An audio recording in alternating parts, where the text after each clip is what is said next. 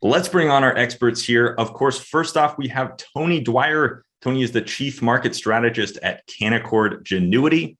We have Gina Martin-Adams, Chief Equity Strategist and Global Head of Portfolio Strategy at Bloomberg Intelligence. John Markman, President of Markman Capital Insight. You can always find more from John at his website, markmancapital.com. We have Linda Raschke of LBR Group, our good friend Jay Woods, Chief Market Strategist at DriveWealth. And finally, we have Samantha LaDuc, founder of LaDucTrading.com. So 6 technical strategists, experts in the field, thrilled with the group that we have together today. We are going to dive into our 5 questions for today's special. First up, we have asked our experts where they expect to see the S&P 500 go in 2022 overall. So year-end targets for the S&P 500, where they expect this all-important large cap index to run to. So let's get right to it with question number 1. We expect 2022 to be a much more volatile year on the back of unclear monetary policy, very limited fiscal support, and of course, you're going to have economic and inflation uncertainty. Although it should be a pretty good year, it would be historically unique since 1980 to not follow up such a big year as measured by 25% gains in the S&P 500. It would be historically unique to not have an early year pullback. In each occurrence, you had a small drop by a median of 5.2%, but in each case, it should have been bought. So we run a fair value model for the S&P 500 as well as the small cap index, and it suggests that there's pretty good reason for optimism going into the year ahead, mostly due to double-digit earnings growth, but also some valuation support provided by still very low interest rates and accommodative Fed policy. We are forecasting a low single-digit gain for the S&P 500 this year of about 4% from current levels. Well, for 2022, I think seeing that the focus is going to be on a rising rate environment, all eyes are going to be looking at Jay Powell and the Fed. We have to look back and see how things reacted the last time he raised rates. And that was 2017 when we started in that rate rising environment. And then 2018 when they got a little more hawkish. We've had a nice run. And while nice, I don't think it'll be the case this year where we're slow and steady up. Given the recent 3-year run in the S&P 500, double over that time. I'd be shocked to see that pace continue given the inflationary backdrop. You still may see gains, but I would temper any expectations of another 15% plus rise. I think what we're going to see is some big moves up and down over the course of the year. We've had 2 excellent years of markup, and typically after you've had a big markup phase, you start to enter a prolonged trading range. So I'm expecting a lot of rotation, obviously, and we're already seeing that the first 2 weeks of this year.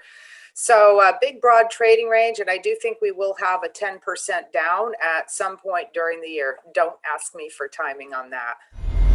Sure, I'm expecting the S&P 500 to rise to the 5,500 level, which would be around a 15% gain for the year. The premise for my outlook is that the stock market is likely to climb a wall of worry over rising rates as investors focus on stronger corporate earnings.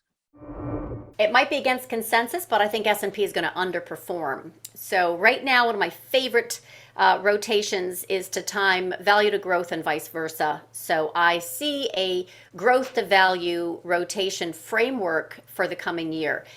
Basically, this is one of my continuation trend themes since the summer of 2020. So I have been an inflationista, basically a rates bull bond bear since July, August of 2020. And I've repeated this mantra of things over paper. Inflation is sticky in capital letters to clients.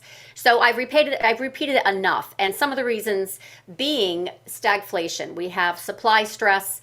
Demand for things definitely outstrips supply. We have too much money chasing too few things. Investment in meeting pent-up demand will drive a lot of these value cyclical plays moving forward. I believe it's also a viable thesis for investment in hard assets over paper.